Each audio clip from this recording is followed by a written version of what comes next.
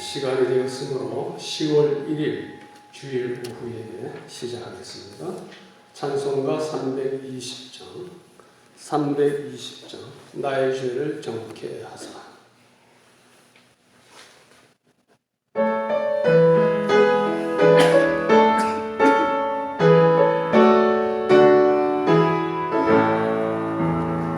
나의 죄를 정케 하사 주의 일꾼 삼으신 구세주의 넓은 사랑 항상 찬송합니다.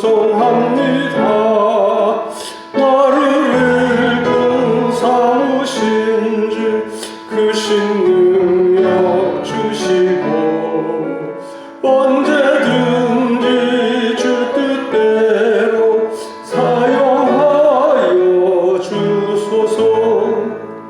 내게 부어주시려고 은혜에 내 은혜 채워주사 능력 있게 하소서.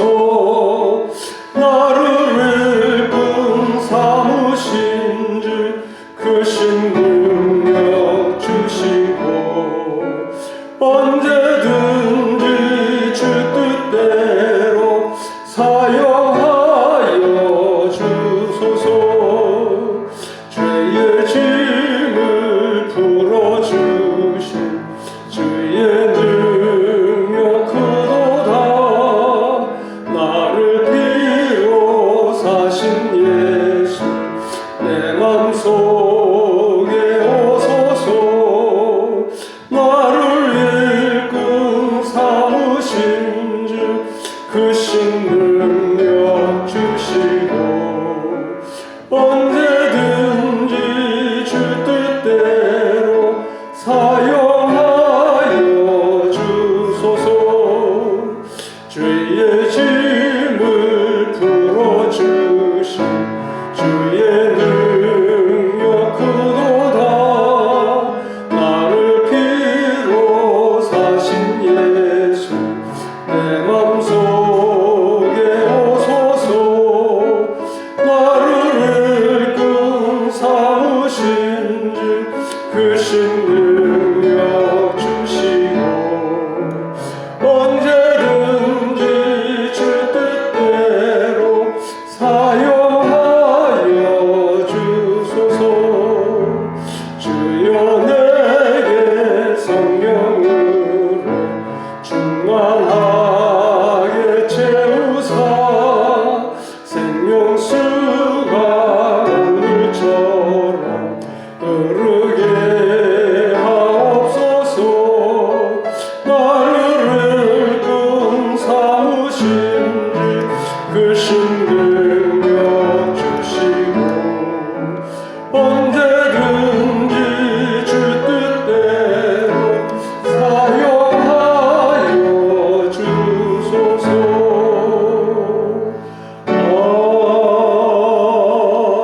아멘. 찬송가 452장 내 모든 소원 기도의 제목 452장입니다.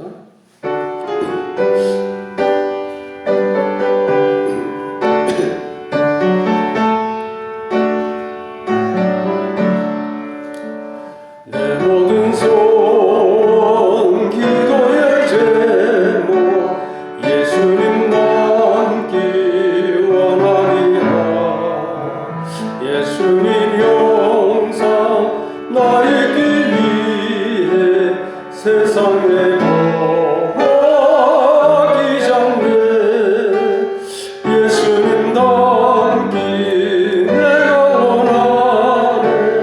날 구원하신 예수님을 내 마음속에 지금 거둬사 주님의 형상 인치소서. 무한한 사랑 풍성한 긍휼 슬픈 자 위로하시는 주. 길 잃은 죄인 부르는 예수 그 형상 담게 하옵소서. 예수님 닮기 내가 원하네.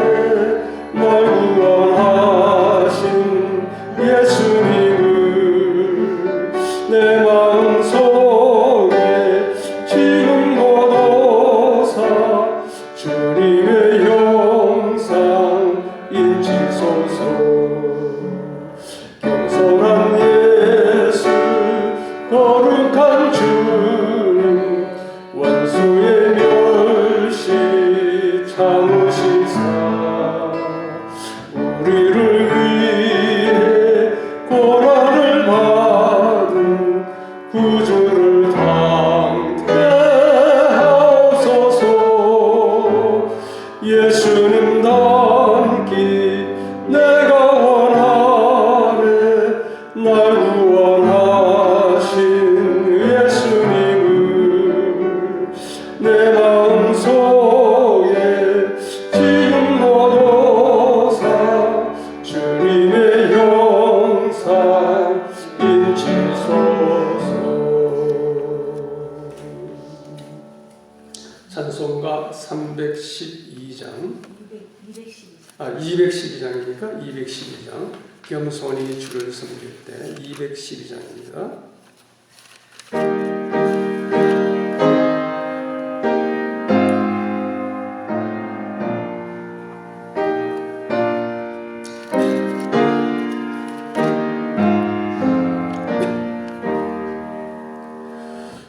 겸손히 주를 섬길 때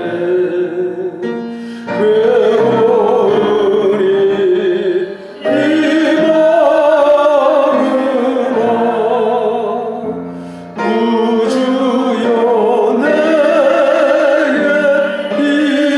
힘주사 잘 감당하게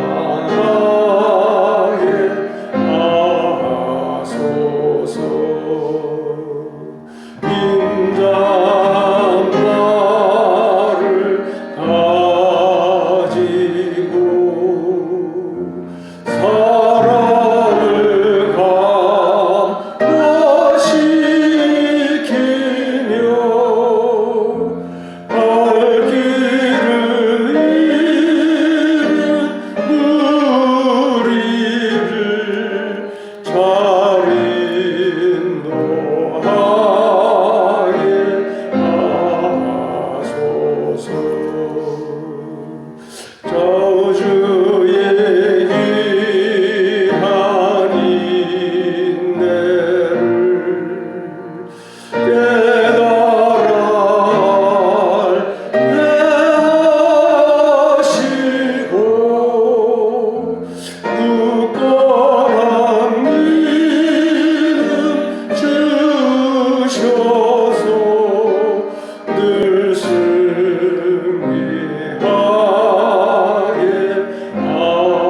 하소서. 장래의 영광 비추사 소망이 되게 하시며 구주와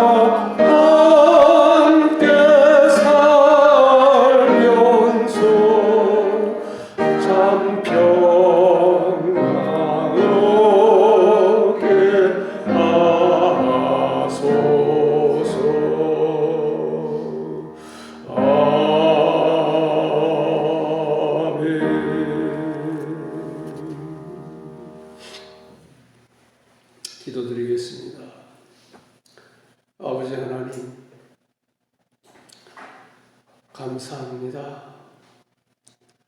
우리의 죄를 정케 하사 주의 일꾼 삼으신 구세주의 넓은 사랑 항상 찬송합니다.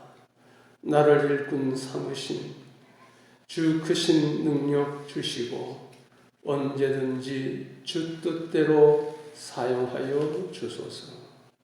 주연에게 성령으로 충만하게 채우사 생명수가 강물처럼 흐르게 하옵소서. 나를 일꾼 삼으신 주 크신 능력 주시고 언제든지 주 뜻대로 사용하여 주소서. 겸손히 주를 섬길 때 괴로운 일이 많지만 구주여 내게 힘주사 잘 감당하게 하소서. 하나님 은혜 참으로 감사합니다.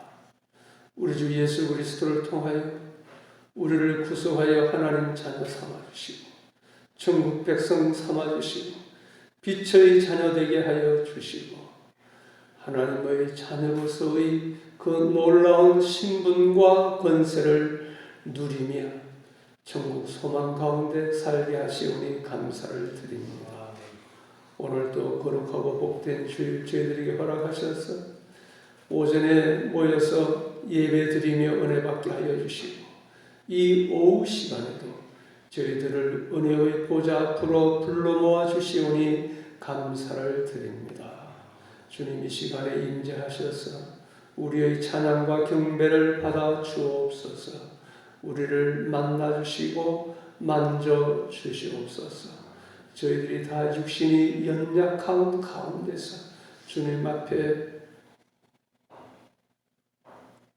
나온 것을 주님께서 아십니다. 주님께서 그 피 묻은 손으로 우리의 머리에서 발끝까지 어루만져 주옵소서.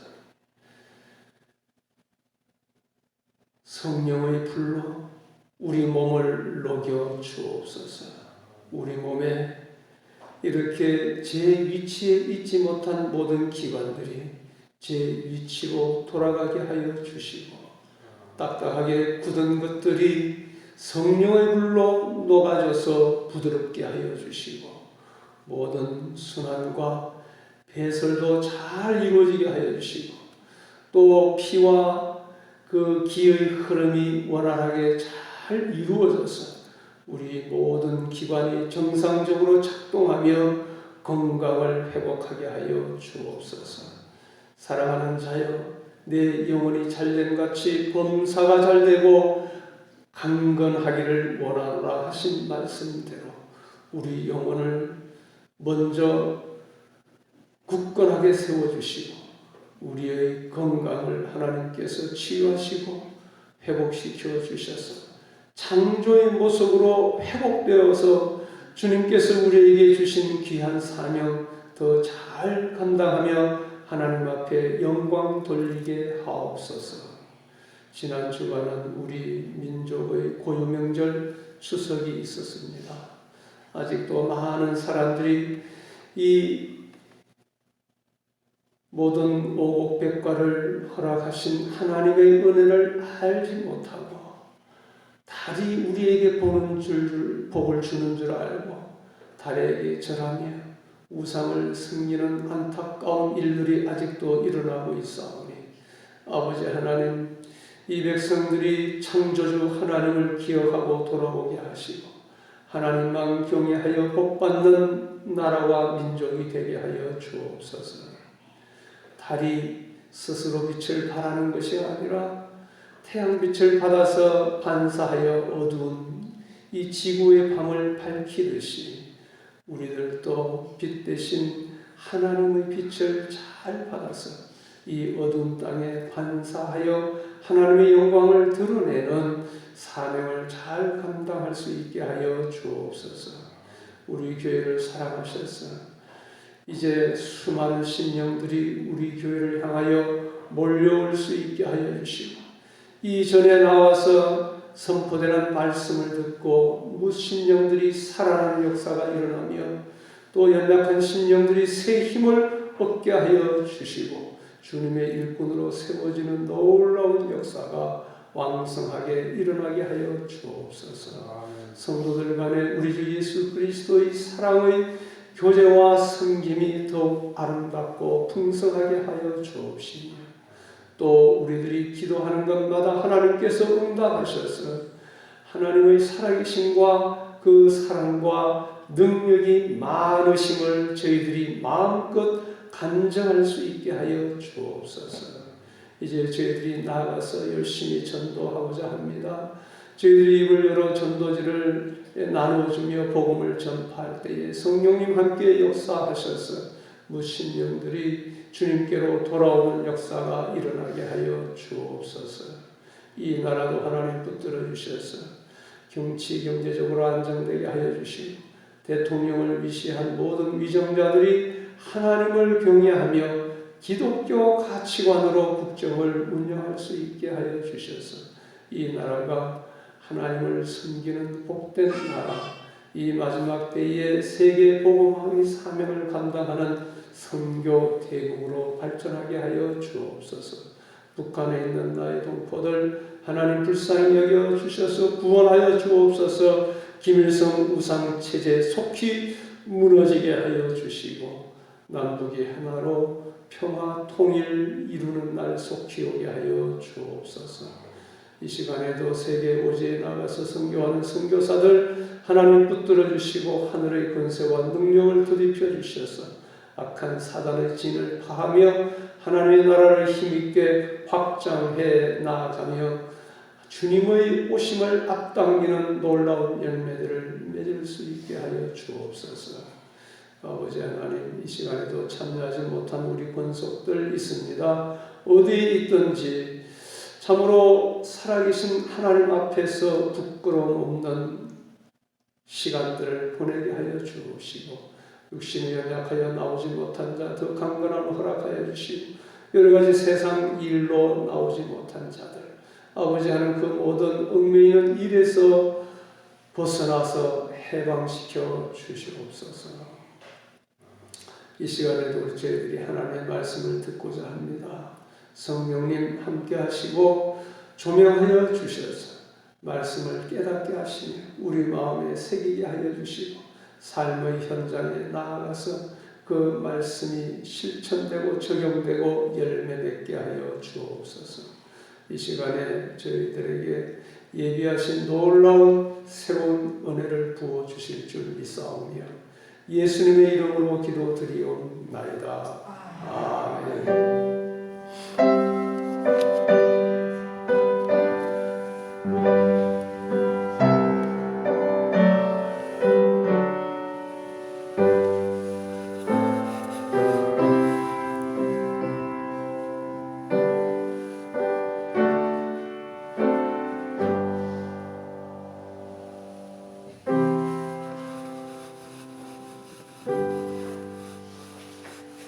이제 하나님의 말씀 사도행전 1장 15절에서 26절까지 15절에서 26절까지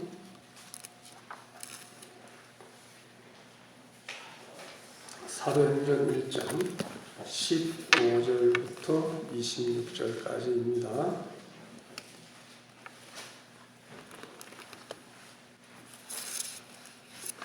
15절 그때 함께 모인 사람의 수가 120명쯤 되었는데 베드로가 형제들 가운데 일어나서 말하였다. 16절 형제들아 예수님을 잡아간 자들의 앞잡이였던 유다에 대하여 성령께서 다윗의 입을 통하여 미리 말씀하신 성경이 이루어졌으니 마땅하다. 그는 우리 중에 속하여 이 직무의 한 몫을 맡았던 자였으나 이 사람이 불의의 대가로 밭을 샀으며 몸이 곤두박질하여 배가 터지고 창자가 다 쏟아져 나왔다. 19절 이 일이 예루살렘에 사는 모든 이들에게 알려져 그들이 그 밭을 자기들 말로 아겔 다마라고 하였으니 이는 피밭이라는 뜻이다. 시편에 기록되기를 그의 거처가 폐허가 되어 그곳에 사는 자가 없게 하소서 하였고 또 그의 직분을 다른 이가 차지하게 하소서라고 하였다. 자, 21절.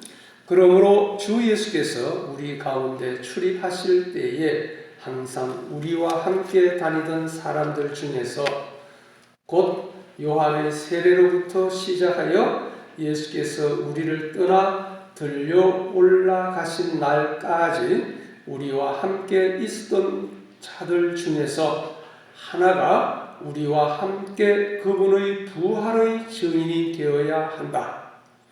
그리하여 그들이 두 사람 곧 바사바라고도 불리웠고 별명이 유스도라고도 하는 요셉과 마띠아를 내세우고 기도하여 말하기를 모든 이들의 마음을 아시는 주님, 주께서 이 두 사람 중에서 하나를 택하여 보여주셔서 이 봉사와 사도의 자리를 맡게 하소서.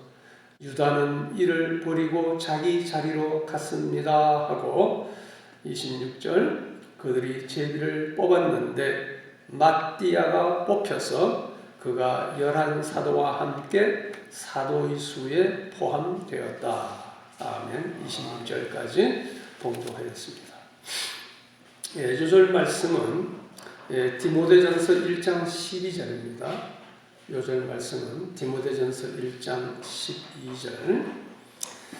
자, 오늘 본문 마지막인 26절에 마띠아가 뽑혀서 그가 11사도와 함께 사도의 수에 포함되었다라는 말씀이 나옵니다. 이 말씀을 근거로 오늘은 가돈 유다를 대신할 새 사도의 선출, 가룟 유다를 대신할 새 사도의 선출이라는 제목으로 말씀을 증거하겠습니다. 제목을 한번 따라 하실까요? 가룟 유다를 대신할 새 사도의 선출. 너무 긴가요? 중간에 하나 끊어보겠습니다. 가룟 유다를 대신할 새 사도의 선출. 예, 감사합니다. 자, 지난주 오후 설교 제목이 기억나시는지요? 지난주 오후 설교 제목. 바로 오늘 오전 예배 설교 제목도 잘 기억 안 나지요. 금방 잊어먹는데 벌써 한 주간 지났는데 기억하기 힘듭니다. 약속 성취를 기다리며 기도하자. 제가 이렇게 늘 매주 설교할 때마다 지난주 설교를 자꾸 이제 잠깐 복습을 합니다. 왜냐하면 쭉 이어지는 설교이기 때문에 그렇습니다. 약속 성취를 기다리며 기도하자였습니다. 자, 하나님의 약속은 무엇을 통하여 이루어진다고요? 하나님의 약속은 무엇을 통하여? 우리의 기도를 통하여 이루어진다고 그랬습니다. 하나님의 위대한 일은 기도 후에 펼쳐진다고 말씀드렸습니다.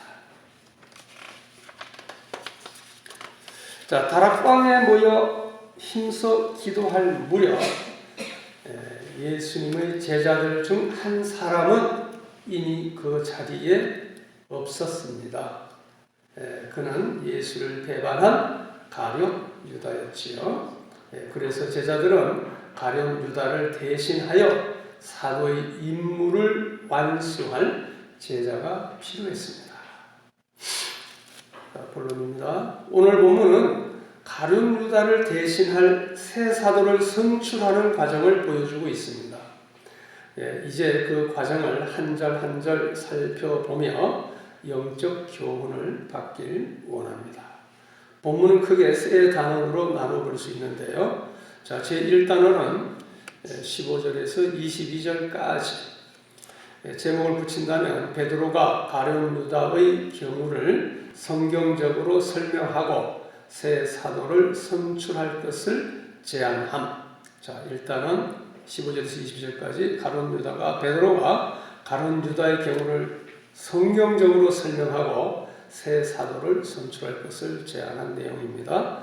제2 단어는 23절 한 절을 볼 수 있는데요. 모였던 무리가 사도의 후보로 두 사람을 청거함. 네, 두 사람을 청거하죠. 그 다음 제3단은 24절에서 26절까지 무리가 기도한 후에 제비 뽑으니 마띠아가 택정됨, 마띠아가 선출됨. 자, 이렇게 세 단원으로 나눠볼 수 있겠습니다. 자, 이제 11절부터 보겠습니다. 11절 다 같이 시작. 그때 함께 모인 사람의 수가 120명쯤 되었는데 베드로가 형제들 가운데 일어나서 말하였다. 각 절마다 같이 합독을 하고 이렇게 설명하니까요. 성경을 덮지 마시기 바랍니다. 자, 그때라는 것은 언제를 의미하죠? 그때 함께 이런 말 나오는데 그때 약속의 성취를 기다리며 기도하던 때였죠. 그죠? 기도하던 때를 의미합니다. 자, 그리고 베드로가 가룟 유다의 결혼으로 생긴 12번째 사도의 빈자리를 채우기 위한 절차를 120문도가 모인 곳에서 한 120명쯤 되었다고 그랬잖아요. 120문도가 모인 곳에서 이제 그 회의를 가졌다는 것은 의미하는 바가 큽니다. 즉 사도를 선출하는 이름으로 사도들끼리만 처리할 수도 있었잖아요. 그럼에도 불구하고 전체 회의를 소집함으로써 후대의 교회들로 하여금 어떠한 중대한 일을 처리함에 있어서 교회 구성원들의 전체 의견을 반영하도록 하는 좋은 선례를 남긴 것입니다. 그래서 교회는 의결기관으로 재직회와 공동의회가 있지요.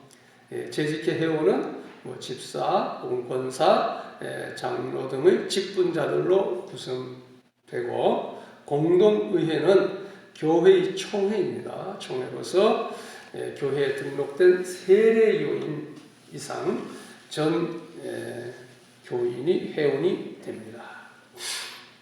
자, 그 다음 문장 읽겠습니다. 시작. 베드로가 형제들 가운데 일어나서 말하였다. 자, 베드로가 일어나서 말합니다. 사실 이 베드로는요, 예수님께서 부활하시기 전까지만 하더라도 예수님을 모른다고 몇 번 부인했습니까? 3번이나 부인했습니다. 수제자인데. 그리고 우리 이제 물고기 잡으러 가자. 갈릴리로 가버렸어요. 그래서 예수님이 수제자로서의 자격뿐 아니라 일반 제자로서의 자격까지 상실당한 것이나 마찬가지였습니다. 하지만 예수님께서 부활하신 후에 디베라 바닷가에서 제자들을 만나신 자리에서 베드로에게뿐만 아니라 전체 제자들에게 하신 말씀인데요. 3회에 걸쳐서 나를 사랑하느냐, 나를 사랑하느냐, 나를 사랑하느냐 3번 질문을 하시며 목양의 사명을 부여하셨죠.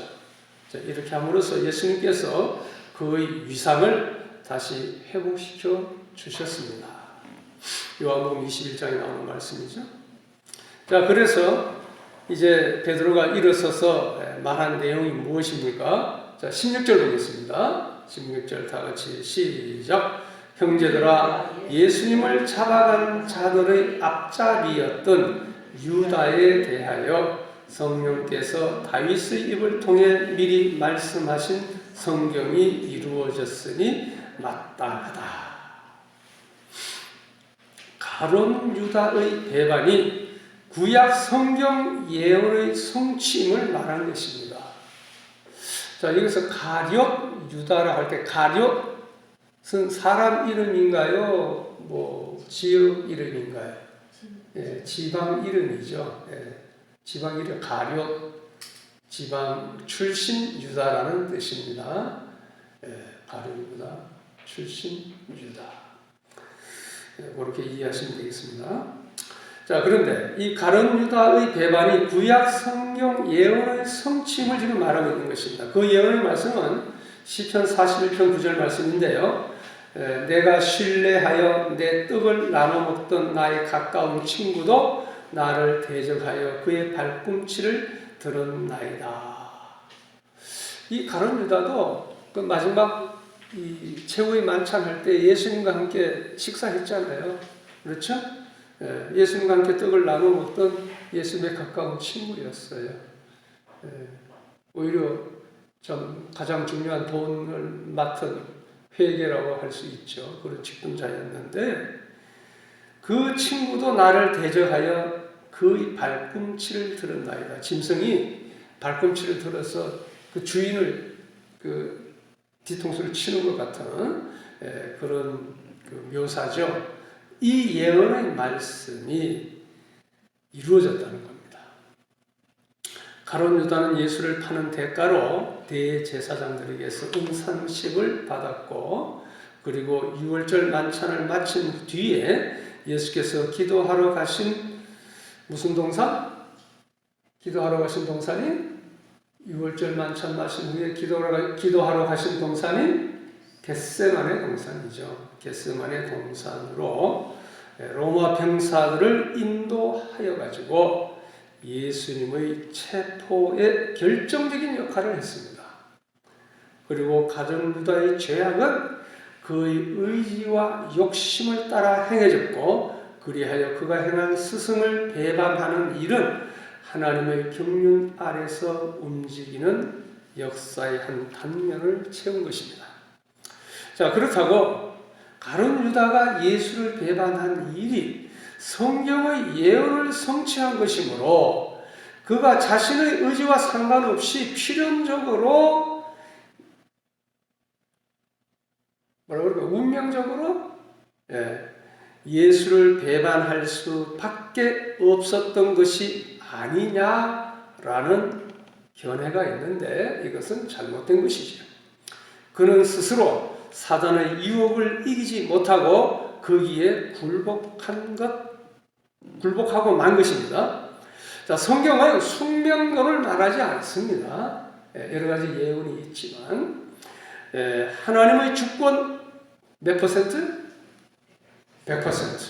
인간의 책임 몇 퍼센트? 100%입니다. 모든 것이 하나님의 주권하에 섭리하에 이루어지는 것이지만은 인간의 책임도 100% 작동을 한다는 것입니다. 자, 이제 17절 말씀 보겠습니다. 17절 시작. 그는 우리 중에 속하여 이 직무의 한 몫을 맡았던 자였으나.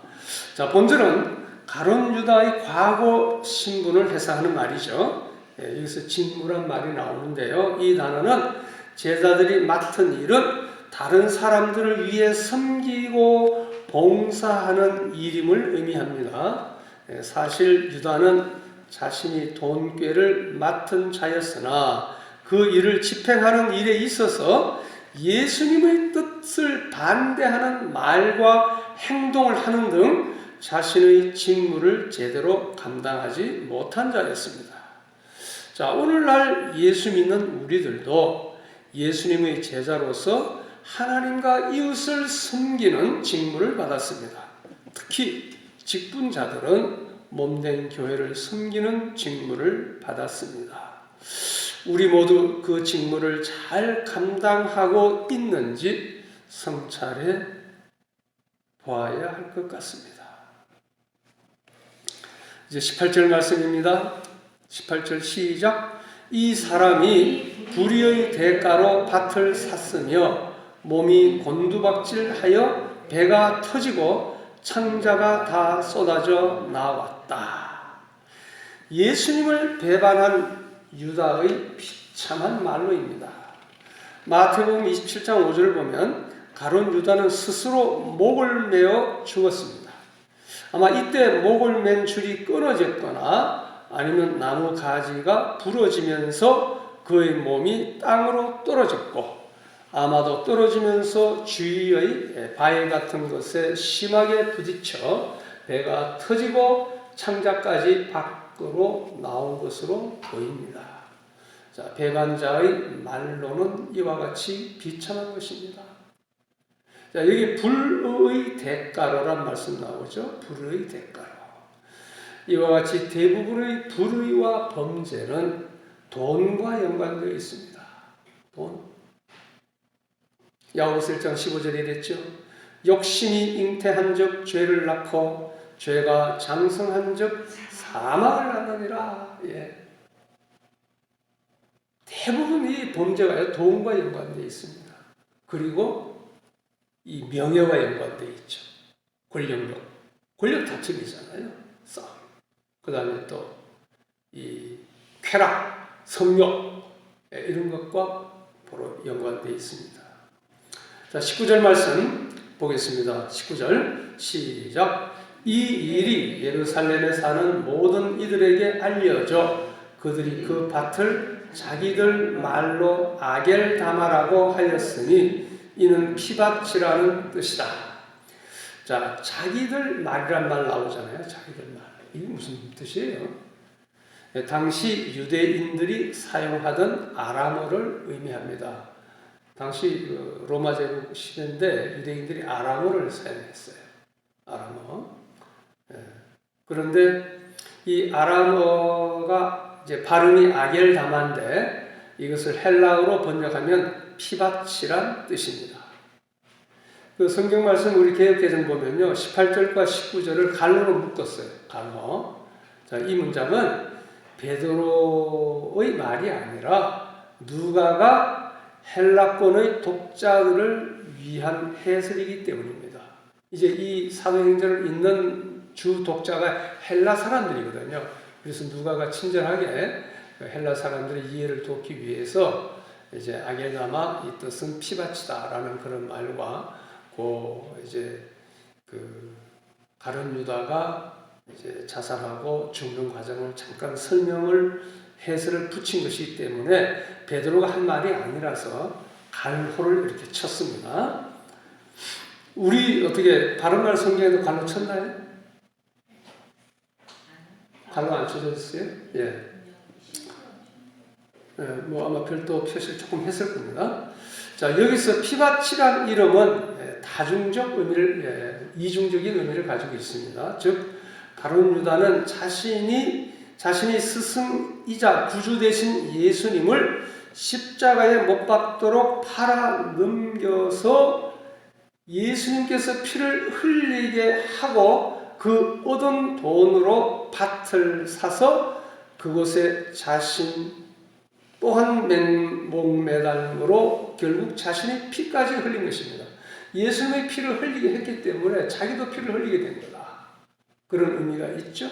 또 이는 무죄한 자의 피를 흘리게 한 자가 피로 보응을 받게 되리라는 말씀과도 일치됩니다. 창세기 9장 5절 6절에 나오는 말씀인데요. 무릇 사람의 피를 흘리면 사람이 그 피를 흘릴 것이니 이는 하나님이 자기 형상대로 사람을 지으셨음이니라. 이와 같이 참 생명이 귀중한 것이고 또 하나님의 공의는 무서운 것입니다. 자, 20절 보겠습니다. 20절 상반절만 시작. 시편에 기록되기를 그의 거처가 폐허가 되어 그곳에 사는 자가 없게 하소서 하였고, 자, 여기까지. 자, 요 시편에 기록된 시편은 시편 69편 25절 말씀인데요. 베드로는 이 일을 유다가 하나님의 아들이신 예수 그리스도를 대적한 일의 예표로 본 것입니다. 그의 거처가 폐허가 되어 그곳에 사는 자가 없게 하소서. 이제 이 말씀을 그리스도를 대적한 자의 말로를 예표하는 것으로 보았습니다. 자, 20절 하반절 시작. 또 그의 직분을 다른 이가 차지하게 하소서라고 하였다. 자, 요 말씀, 그의 직분을 다른 이가 차지하게 하소서. 이 말씀은 시편 109편의 말씀입니다. 109편 나오는 말씀인데, 이제 이 두 가지 말씀에 의해서 이제 그 가룟 유다가 자살하게 되었고 또 죽어서 배 터지고 창자도 튀어나오고 또 그 피밧이라는 이름을 얻게 되었다는 것이죠. 그래서 이제 12제자 가운데 생긴 한 사람의 결혼은 예수님의 지상 대명인, 지상 명령인 복음 전파의 사명을 감당해야 할 나머지 사도들 11명이죠. 나머지 사도들로 하여금 12명의 사도를 택하신 예수님의 뜻을 받들어 그 결혼을 복원해야 할 책임감을 느꼈을 것입니다. 이에 성령님은 제자들 중 수장이라 할 수 있는 베드로를 사용하시어서 사도의 완전수인 12라는 수를 채우게 하신 것입니다. 자, 이제 21절, 22절 보시겠습니다. 시작. 그러므로 주 예수께서 우리 가운데 출입하실 때에 항상 우리와 함께 다니던 사람들 중에서 22절 곧 요한의 세례로부터 시작하여 예수께서 우리를 떠나 들려 올라가실 날까지 우리와 함께 있었던 자들 중에서 하나가 우리와 함께 그분의 부활의 증인이 되어야 한다. 이제 한 사람을 이제 충원해야 할 이제 이유를 사도 베드로가 말씀하신 것이죠. 자, 이 말씀은 예수님의 12제자의 일원이 되기 위한 두 가지 조건을 말하고 있습니다. 두 가지 조건. 보이나요? 자, 바로 예수님의 공생의 기간을 함께한 사람이어야 한다. 공생의 기간 또 예수님과 함께한 사람이어야 된다. 그죠? 여기 보면은 우리 가운데 출입하실 때 항상 우리와 함께 다니던 사람들 중에서 항상 예수님과 함께 거하며 살고 훈련받은 사람이어야 한다는 것, 그거 하나 하고 그 다음에 부활하신 예수님을 목격한 자여야 한다. 그래야 부활의 증인이 되어야 되니까 부활의 증인이 되려면 목격한 자여야 하죠. 그래서 이 두 가지 조건을 사도 베드로가 이제 말씀한 겁니다. 우리가 전할 복음의 내용은 예수님의 죽으심과 부활입니다. 예수님이 왜 죽으셨나? 그리고 하나님의 능력으로 부활하셨다. 이것이 복음의 핵심 내용이죠. 여기서 잠깐 그 22절 보면요. 곧 요한의 세례로부터 시작하여 예수님께서 공생에 시작할 때 무엇부터 시작했습니까? 예수님께서 세례받는 것부터 시작했습니다. 예, 세례받는 것부터 시작했습니다. 그리고 어떻게 마쳤어요? 이제 우리를 떠나 들려 올라가신 날까지 성천이죠. 예, 요한의 세례받는 데서부터 공생을 시작해서 성천하심으로 공생애를 마감하셨다. 그 내용도 우리가 알 수 있죠. 자, 여기 보면 주 예수께서 우리 가운데 출입하실 때라는 표현이 나오죠. 주 예수께서 우리 가운데 출입하실 때에 이 표현에는 두 가지 의미가 있습니다. 첫째, 예수님의 공개적 사역.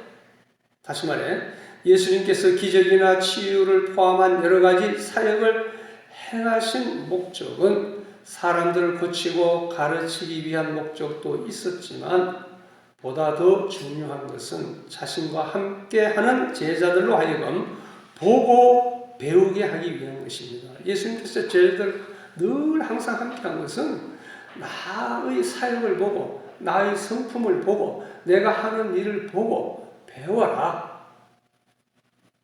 가르치고 훈련하는 과정이었던 것이죠. 예수님께서는 자신의 삶을 통해 제자들을 직접 현장 학습시킨 것입니다. 제자들을 이렇게 훈련하신 것이죠. 그 훈련을 받은 자가 제자 될 자격이 있다. 사도가 될 자격이 있다. 그런 뜻이죠. 자, 둘째, 이는 인격적 관계가 형성된 사람들끼리 일상생활을 함께 한다는 의미가 또 있습니다. 예수의 제자가 되기 위해서는 그 가운데 출입하신다라는 그 말의 히브리적인 의미가 그 일상생활을 함께 한다는 의미라는 뜻입니다. 예수의 제자가 되기 위해서는 예수님의 공생의 기간 동안 예수님을 그저 아는 정도가 아니고 그분과 함께 동고동락하며 그분과 인격적 교류를 나누었던 사람이어야 한다는 뜻이죠. 자, 이는 오늘날도 마찬가지입니다. 예수님의 제자가 되는 것은 그분에 대해서 지식적으로 알고 있다거나 교회에 오랫동안 출석했다든가 하는 점에 의해 결정되는 것이 아니라 예수 그리스도를 말씀과 개인적 묵상을 통해서 직접 인격적으로 만나지 않고는 제자가 될 수 없을 뿐더러 제자로서의 삶을 사는 일도 불가능하다는 뜻입니다. 자, 이제 두 번째 단원, 모연 무리가 사도의 후보로 몇 사람 첨부했어요? 두 사람을 첨부하는 일이 나옵니다. 자, 23절 한 절입니다. 23절 시작. 그리하여 그들이 두 사람 곧 바사라고 불리우고 별명이 유수도라고도 하는 요셉과 마띠아를 내세우고 그랬습니다. 자, 이 바사바라는 사람은 별명이 유수도라고도 하는 사람인데 또 요셉이라고도 한다고 그랬어요. 이 이름이 세 가지가 동일 이름에 대해서 바사바, 유수도, 요셉 이런 세 가지 이름이 붙은 거 보면은 이 바사바, 유수도, 요셉 본 이름은 요셉인가 봐요. 불리우는 요셉이라 했으니까 이 요셉은요 물론 예수님의 아버지 요셉도 있고 여러 가지 요셉이 참 이스라엘 나라에는 요셉이라는 이름이 흔한 이름이지만은 요셉이 좀 유명한 사람이었던 것 같아요? 아니면은 그저 평범한 사람이었던 것 같습니까? 어떻게 생각되세요? 이렇게 별명이 많은 거 보니까 좀 유명한 사람이었겠죠. 좀 탁월한 그런 능력 있는 사람이었던 것 같습니다. 그런데 마띠아는 어떤 수식어가 없어요. 그냥 마띠아라고 했습니다. 그 사람들의 눈에 볼 때는 이 요셉이 먼저 나왔잖아요. 요셉이 좀 훌륭하게 보여서 먼저 내세웠습니다. 추천할 때. 두 번째 제2안으로 추천한 게 마띠아거든요. 근데 누가 제자로 선출됩니까? 마띠아가 됩니다. 사람의 생각하고는 좀 다르죠. 하나님의 선택은. 그런 걸 우리가 여기서 또 볼 수 있습니다. 자, 이제 마지막 문단, 3문단. 무리가 기도 후에 제비 뽑으니 누가 선출돼요? 마띠아가 선출됩니다. 자, 이것이 이제 마지막 문단인데요. 자, 24절 보겠습니다. 시작. 기도하여 이르기를 말하기를 모든 이들의 마음을 아시는 주님, 주께서 이 두 사람 중에서 하나를 택하여 보여주셔서 이 봉사와 사도의 자리를 맡게 하소서. 유다는 이를 버리고 자기 자리로 갔습니다. 자, 이를 버리고 사도의 자리를 버리고 자기 자리로 갔다. 어디로 갔다는 뜻이에요? 자기 자리는 지옥으로 갔다는 뜻이죠. 자기 지옥으로 갔다. 사실은 저희들이 이 한 가지 문제를 놓고 한 마음으로 합심하여 기도했음을 보여줍니다. 이제 기도하잖아요. 기도하여 말하기를. 이들은 사도를 충원하는 제비 뽑기에 있어서 단순히 사람의 뜻을 배제시키기 위해서만이 아니고 적극적으로 하나님의 뜻을 반영하기 위해서 기도했던 것입니다. 하나님이 결정해 주세요. 사실 잠언 16장 33절 말씀에도 사람이 제비를 뽑거나 일을 작정하기는 여호와께 할렐루야 여호와께 있느니라. 잠언 16장 33절 말씀이죠. 이 말씀을 충실하게 적용하는 아름다운 신앙의 모습입니다. 자, 우리는 가룟 유다를 대신할 사도를 뽑는 일에 있어서 마가의 다락방에 모인 제자들이 얼마나 신중하게 하나님의 뜻을 물었는지 잘 알 수 있습니다. 한편 본문은 하나님께서 요셉과 마띠아의 마음속을 모두 아심으로 두 사람 중에 어떤 이가 예수의 증인으로서의 사도로 더 적합한 사람인가를 아신다는 제자들의 신앙 고백인 것이에요. 어떻게 고백합니까? 모든 이들의 마음을 아시는 주님. 이게 신앙 고백이죠. 모든 이들의 마음을 아시는 주님. 우리도 주님 앞에 이렇게 기도하면 좋겠어요. 내 마음을 아시는 주님. 상대방의 마음을 아시는 주님. 내 몸의 이 연약하고 아픈 상태를 아시는 주님. 나의 모든 것을 아시는 주님. 어떻게 하면 좋겠습니까? 어떻게 결정해야 좋겠습니까? 이렇게 주님 앞에 우리 신앙을 고백하며 또 간구하는 기도를 해야 되겠습니다. 자신들의 판단을 의지하기보다는 창세기부터 계획하신 하나님의 섭리와 계획에 의존한다는 뜻입니다. 자, 이제 25절과 26절 마지막입니다. 25절 시작. 이 봉사와 사도의 자리를 맡게 하소서. 이제 한 사람 하나님께서 보여줘가지고 자리를 맡게 하소서. 유다는 다 시작. 유다는 이를 버리고 자기 자리로 갔습니다 하고. 아까 읽은 말씀이네요. 자, 26절 시작.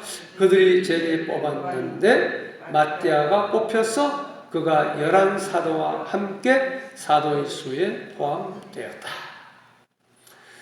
제자들이 가룟 유다를 대신할 사도를 뽑게 된 것은 그가 죽었기 때문입니까? 두 가지 중에 하나 고르세요. 죽었기 때문입니까? 배신했기 때문입니까? 죽었기 때문에? 배신했기 때문에? 둘 다? 아니면 둘 다 아니다? 죽었기 때문일까요? 네, 죽었죠. 죽는 건 맞아요. 그런데 그 근본, 본질적인 이유는, 본질적인 동기는 배신했기 때문이죠. 배신했기 때문에. 죽지 않았어도 유다가 배신했다면 어떻게 돼요? 제자 자격 상실하는 거잖아요. 다른 사람 뽑아야지요. 그렇죠? 죽었기 때문만은 아니다. 배신이 그 근본 동기가 된다. 그것도 우리가 생각할 수 있습니다. 그런 걸 우리가 어디서 볼 수 있냐면요. 예수님의 제자 가운데 예수님의 동생 야고보 있잖아요. 야고보. 예. 야고보 예수님 동생이 아니죠. 이 야고보는. 자, 야고보는 순교했습니다. 순교했을 때에 그 사도직이 결혼이 생겼잖아요. 그런데 충원했습니까? 충원 안 했어요. 예수님 제자 사도가 한 사람 야고보 사도가 죽었지만은 그때는 충원하는 절차를 거치지 않았어요. 왜? 배신해서 죽은 게 아니기 때문에 자기 사명을 다 감당하고 죽은 거니까. 그 후로도 사도들이 죽어갔죠. 많은 사도들이 죽었습니다. 순교했습니다. 그러나 그들을 대신할 자를 뽑지 않았다. 그 말씀입니다. 가룟 유다는 그를 택하신 주를 배신했기 때문에 그의 사도직이 완전히 박탈되었고 그래서 그를 대신할 자가 필요했던 것입니다. 이제 결론입니다. 베드로의 인도로 행해진 가룟 유다를 대신할 새로운 사도를 뽑는 과정을 정리하면 다음과 같은 특징을 발견하게 됩니다. 첫째, 16절에서 20절까지 보면 선출의 필요성이 성경을 근거로 하여 이루어졌다라는 것. 둘째, 21절, 22절 보면 뽑혀질 사람의 자격 기준이 선출에 참여하는 구성원들의 신앙 상식에 의해서 지지를 받았다. 그러니까 구성원들이 두 사람을 추천했다 그 말이죠. 신앙 상식으로 봐서 추천했다. 그 다음 셋째, 24절을 보면 선출 직전에 기도하면서 모든 일의 결과를 하나님께 의뢰하였다. 그 다음 넷째, 마지막으로 그들은 제비를 뽑아서 선출하였다. 이 성경의 근거, 구성원의 지지, 추천, 그리고 기도와 의뢰 등의 방법은 오늘날 교회 안에서 의사결정 시에 반드시 반영되어야 할 꼭 필요한 절차입니다. 자, 우리가 지금은 이제 인원이 적어서 회의를 별로 없지만 앞으로 커가면 재직회도 하고 공동의회도 하고 또 집사도 이제 피택하고 장로도 피택해서 또 선거해서 이제 그 위임도 하고 이렇게 할 텐데 임직도 하죠. 임직식. 이런 네 가지 원리에 의해서 이루어져야 한다라는 거 우리가 명심을 하면 좋겠습니다. 이미 우리가 이제 그 장로님, 권사님, 집사님 되신 분들 이런 절차를 거쳐서 된 줄로 믿습니다. 자, 오늘은 이와 같이 가룟 유다를 대신할 새 사도의 선출이 어떻게 이루어졌는가 그 과정을 보면서 여러 가지 교훈을 받았습니다. 잠깐 기도하겠습니다. 아버지 하나님 감사합니다. 오늘 사도행전 1장 말씀을 통해서 가룟 유다를 대신하여 새로운 사도를 선출하는 과정을 보면서 은혜를 받았습니다. 먼저 그 스승이신 예수님을 배반한 가룟 유다의 비참한 말로를 결말을 저희들이 보면서 우리들은 그렇게 되지 않아야 되겠다라는 교훈을 받았습니다. 또 새로운 일꾼을 뽑을 때에 성경에 근거하여서 또 성경에서 가르쳐준 그 절차를 따라서 질서 있게 일꾼들을 선출하는 모습을 보았고 저희들도 그것을 본받기를 원합니다. 이미 주님의 제자로 택함받은 저희들, 특별히 몸된 교회를 섬기는 직분자로 세움받은 저희들, 하나님께서 성령의 능력으로 더듬혀 주셔서 그 사명 변질됨 없이 끝까지 잘 감당하게 하옵소서. 예수님의 이름으로 기도드리옵나이다. 아멘. 찬송가 323장 부름받아 나스니모 323장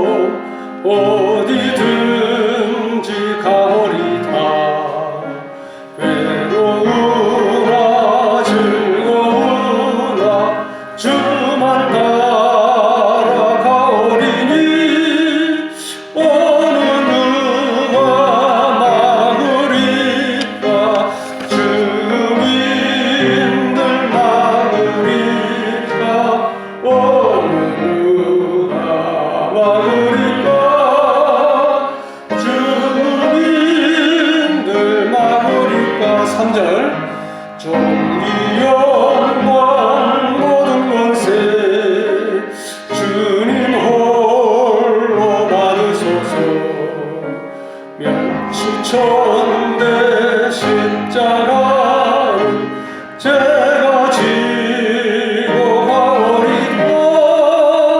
이름 없이 빛도 없이 감사하며 섬기리다. 이름 없이 빛도 없이 감사하며 섬기리다.